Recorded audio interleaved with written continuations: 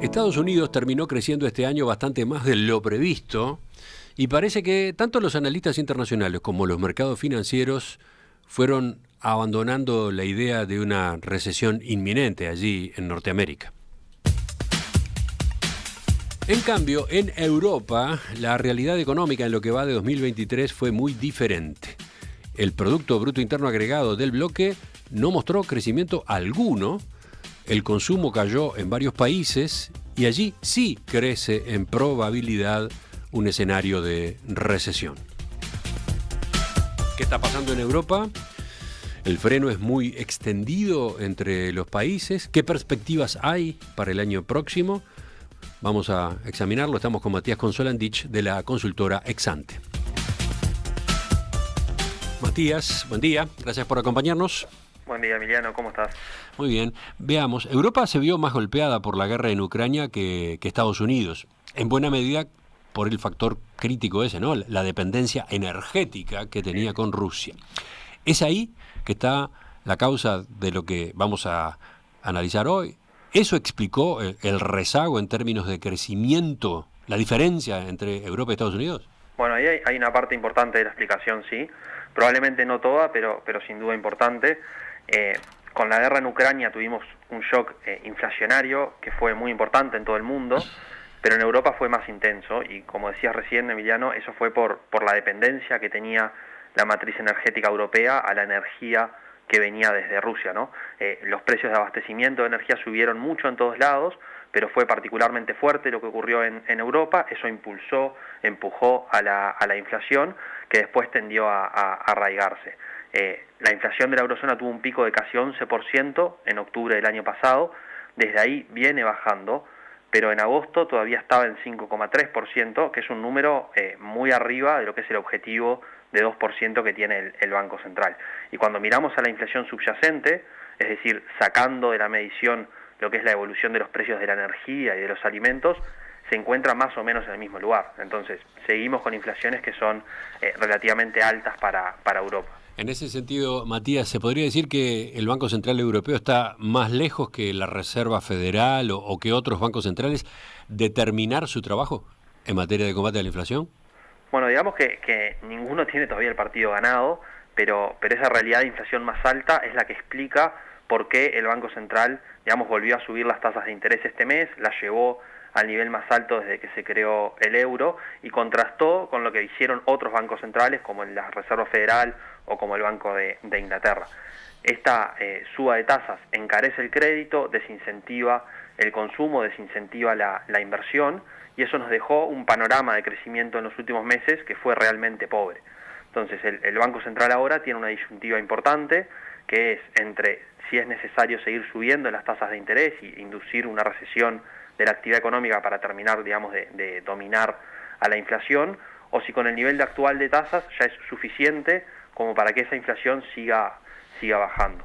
La verdad es que probablemente no están muy lejos de dejar de subir las tasas de interés, pero la actividad ciertamente ya se está viendo muy afectada. Justamente eso quería consultarte. ¿Podemos repasar cómo viene siendo el desempeño en materia de crecimiento y cómo es el panorama de los distintos países?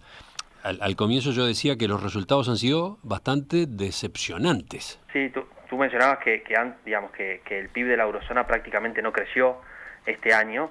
Estamos viendo una caída en los niveles de consumo que es bastante generalizada, y en los últimos meses también estamos viendo una contracción importante del sector manufacturero y de los servicios, digamos, a nivel agregado. Si volvemos a la comparación frente a Estados Unidos, mientras que en ese país el nivel del PIB es 8% mayor al que había en 2019, en el caso de la eurozona el nivel de la actividad hoy es solo 3% más grande. Entonces la verdad es que ese rezago es bien importante. Si miramos a nivel de países en Europa, el enfriamiento es muy generalizado, pero llama la atención el caso de Alemania, que entró en una recesión leve sobre fines del año pasado y tampoco creció en el segundo trimestre de este año. Cuando termine el año, probablemente Alemania será la única economía del G7 en el que el nivel de actividad habrá caído en 2023, y eso es importante porque Alemania es la principal economía de Europa, la cuarta economía más grande del mundo, y entonces lo que pase ahí va a arrastrar al resto de los países europeos. y cuáles son las causas. ¿Qué explica ese estancamiento de la economía en Alemania?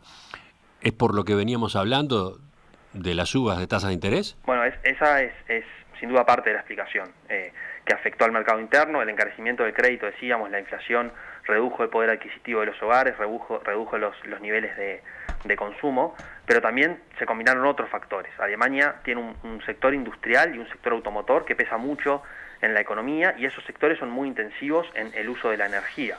Entonces, estas industrias eran muy dependientes de la energía que se importaba desde Rusia, como resultado de la decisión que tuvo Alemania de cerrar sus propias plantas centrales de carbón, algunas de las plantas de energía nuclear, que volvieron en la matriz energética muy dependiente del gas natural.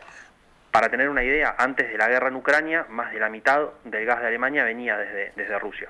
Entonces, la guerra implicó un golpe muy fuerte en toda Europa, pero fue particularmente importante en el parque industrial alemán y por ende también afectó al crecimiento económico en ese país. Si vemos el último año, tuvimos un viraje grande fuera de la energía de Rusia, digamos, pero los costos se han mantenido altos y deterioraron los balances de varias empresas. Y después también tenemos el propio aflojamiento de la economía mundial de este año, que es importante por el modelo económico de crecimiento que tiene Alemania, que está muy volcado hacia afuera. ¿A qué te referís con eso, Matías? ¿A que el sector exportador de Alemania es muy importante?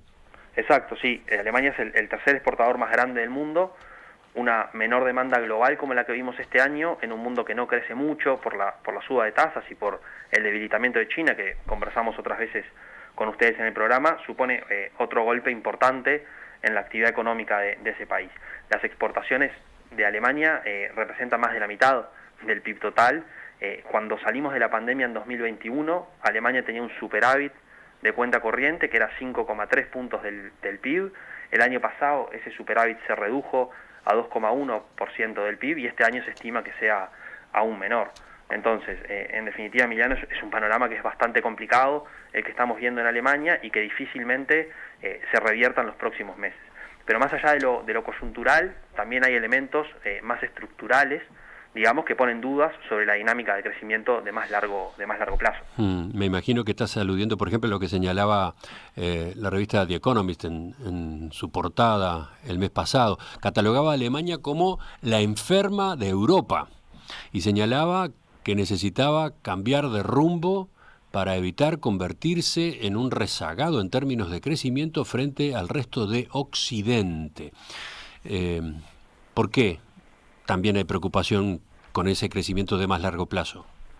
Sí, bueno, porque si despejamos estos problemas de más corto plazo, igual tenemos algunos elementos, digamos, que nos hacen pensar que las tasas de crecimiento que vamos a observar en los próximos años serían más o menos bajas, digamos, o por lo menos algo más bajas de lo que teníamos en el pasado. Por ejemplo, hay una población que es crecientemente envejecida, o porque los sectores más importantes que tiene la economía están expuestos a una creciente competencia internacional. Ahí el caso del sector automotor me parece que es muy evidente, ¿no? En 2006, China y Alemania producían cada uno 5 millones de autos al año. Hoy Alemania produce 4 millones de vehículos, mientras que China produce 28 millones de autos, que es una cifra más grande, digamos, que la producción conjunta entre Estados Unidos, Japón y Alemania. Impresionantes esos números, ¿no? Hoy Alemania produce, decías, 4 millones de autos al año y China 28 millones. 28 millones, más grande que Estados Unidos, Japón y Alemania. Es un número realmente grande. China se convirtió en uno de los principales competidores en ese mercado, sobre todo en autos eléctricos en los últimos 5 o 10 años. Entonces, claro, estos son algunos de los desafíos que tiene Alemania en una mirada cuando una mirada, digamos, de más largo plazo. Un punto positivo es que lo hace desde fundamentos que parecen más sólidos que en otros países, porque tiene un sector industrial que es pujante, porque ha ganado un montón de credibilidad fiscal, tiene menores niveles de ratio de deuda tanto pública como privada sobre el nivel de actividad que el resto de sus pares europeos y que Estados Unidos también. Pero seguramente se van a necesitar una nueva agenda de reformas para poder retomar tasas de crecimiento más altas que permitan dejar a Alemania, digamos, nuevamente en una posición de liderazgo en materia de crecimiento económico, como lo hizo en la última década.